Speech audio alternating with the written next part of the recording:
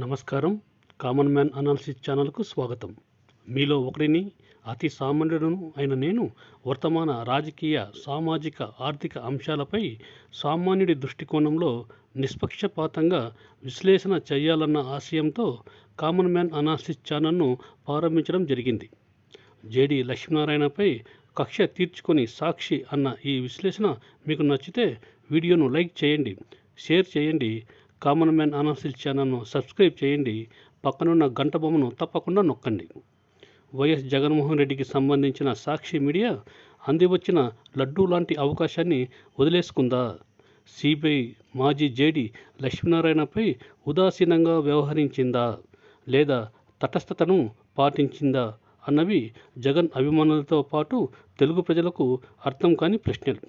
ఎందుకంటే సిబిఐ మాజీ జేడీ లక్ష్మీనారాయణ గారి సతీమణి శ్రీమతి ఊర్మిళ ఇటీవల సైబర్ మోసానికి గురై 2,58,00,000 రూపాయలు పోగొట్టుకున్నారన్న వార్త ఉభయ తెలుగు రాష్ట్రాలలో సంచలనాన్ని కలిగించింది. ఎందుకంటే ఆమె భర్త సర్వీసులో ఉన్నప్పుడు సమర్థుడైన ఐపీఎస్ అధికారిగా పేరు సంపాదించుకొని జేడీ లక్ష్మీనారాయణగా పిలువబడే వివి లక్ష్మీనారాయణ గారు సిబిఐ జేడీగా ఎన్నో సంచలనమైన కేసులు విచారించిన వాడు. అటువంటి అధికారి సతీమణి సైబర్ మోసానికి గురి కావడం ఆశ్చర్యాన్ని కలిగించింది. సిబిఐ జేడీగా లక్ష్మీనారాయణ గారు విచారించిన సంచలన కేసులలో ఏమిటంటే, మైనింగ్ కింగ్ గాలి జనార్దన్ రెడ్డికి సంబంధించిన ఓబులాపురం మైనింగ్ కంపెనీ అవకతవకలపై విచారణ జరిపి గాలి జనార్దన్ రెడ్డిని అరెస్టు చేసిన వాడు జేడీ లక్ష్మీనారాయణ గారు.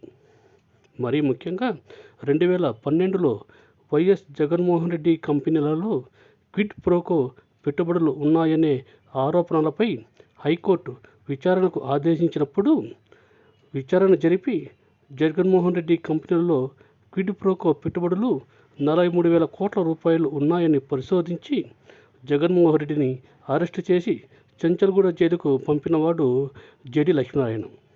ఆయన వల్ల దాదాపు 16 నెలల పాటు వైఎస్ జగన్ చెంచల్గూడ జైలులో గడిపాడు. అదీగాక విచారణ సమయంలో నిందితులు వెల్లడించిన సమాచారం అంతా మరుసటి రోజు ఎల్లో మీడియాలో ఉన్నది ఉన్నట్లు వచ్చేది. ఎల్లో మీడియా సోర్స్ ఎవరో తెలియదు, కానీ జగన్కు సంబంధించిన సాక్షి మీడియా మాత్రం జేడీ వల్లనే ఎల్లో మీడియాతో కుమ్మక్కై లీక్ చేస్తున్నట్లు, జగన్ వ్యక్తిగత హననానికి పాల్పడుతున్నట్టు వార్తలు ప్రచురించేది.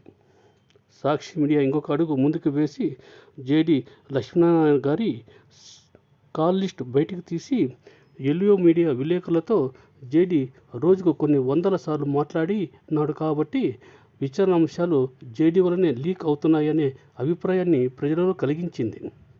అంతేకాక వాసిరెడ్డి చంద్రకళ అనే మహిళతో జేడీ కొన్ని వందల సార్లు మాట్లాడినట్టు ప్రచురించి జేడీ వ్యక్తిత్వ హననాన్ని కూడా పూనుకునింది. మరి నేడు వర్తమానంలోకి వస్తే సతీమణి సైబర్ మోసానికి గురై 2,58,00,000 పోగొట్టుకున్న వార్త వెలువడి జేడీ లక్ష్మీనారాయణ లడ్డులాగా సాక్షి మీడియాకు దొరికినప్పటికీ ఎల్లో మీడియాతో పాటు సాక్షి మీడియా కూడా లోపలి పేజీలలో సైబర్ మోసం వార్త వేసి మౌనంగా ఉండటం ఆశ్చర్యాన్ని కలిగిస్తోంది. పోగొట్టుకున్నది జేడీ కుటుంబం డబ్బు, వారిష్టం.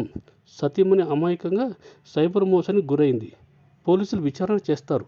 మధ్యలో సాక్షికి ఏం పాయింట్ దొరికిందని లక్ష్మీనారాయణ గారిని టార్గెట్ చేయడానికి అనే సందేహం మీకు రావచ్చు. ఇప్పుడు జేడీ లక్ష్మీనారాయణ గారు ఐపీఎస్ సర్వీసులో లేరు, రాజకీయాలలో ఉన్నారు. 2019 ఎన్నికల్లో జనసేన తరపున విశాఖపట్నం ఎంపీగా పోటీ చేసి ఓడిపోయారు. తర్వాత జనసేనకు రాజీనామా చేసి సొంతంగా జై భారత్ పార్టీని స్థాపించి 2024 ఎన్నికల్లో విశాఖ ఉత్తర అసెంబ్లీ స్థానం నుంచి పోటీ చేసి ఓడిపోయారు.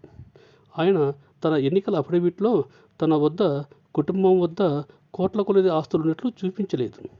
ఏదో కొద్ది మొత్తాన్ని డబ్బు మాత్రమే ఉన్నట్టు, ఒక కారు ఉన్నట్లు అఫిడవిట్ ఇచ్చారు. ఈ పాయింట్ చాలు సాక్షి మీడియాకు గతంలో జగన్కు జరిగిన పరాభవానికి జేడీ మీద కక్ష తీర్చుకోవడానికి. మరి జేడీ సతీమణికి జరిగిన 2,58,00,000 సైబర్ మోసం మీద సాక్షి మీడియా వార్తలు మాత్రమే ప్రచురించి జేడీ ఎన్నికల అఫిడవిట్లో అంశం మీద మాత్రం ఉదారంగా వ్యవహరించింది. ఎందుకంటారు? నేడు జేడీ లక్ష్మీనారాయణ వల్ల రాజకీయాలలో ఉన్నప్పటికీ జగన్ టార్గెట్గా విమర్శ చేయకపోవడం, జగన్ ప్రభుత్వం చేపట్టిన 17 మెడికల్ కాలేజీల నిర్మాణాన్ని ప్రశంసించడం, మనబడి నాడు నేడు పథకాన్ని సమర్థించడం మొదలైన కారణాల వల్ల లక్ష్మీనారాయణ నేడు అడ్డంగా దొరికినప్పటికీ సాక్షి మీడియా ఉదాసీనంగా వ్యవహరించిందని భావించవచ్చు. ఈ విశ్లేషణ మీకు నచ్చితే లైక్ చేయండి, షేర్ చేయండి, కామన్ మ్యాన్ అనాలిసిస్ ఛానల్ని సబ్స్క్రైబ్ చేయండి, పక్కనున్న గంట బొమ్మను నొక్కండి.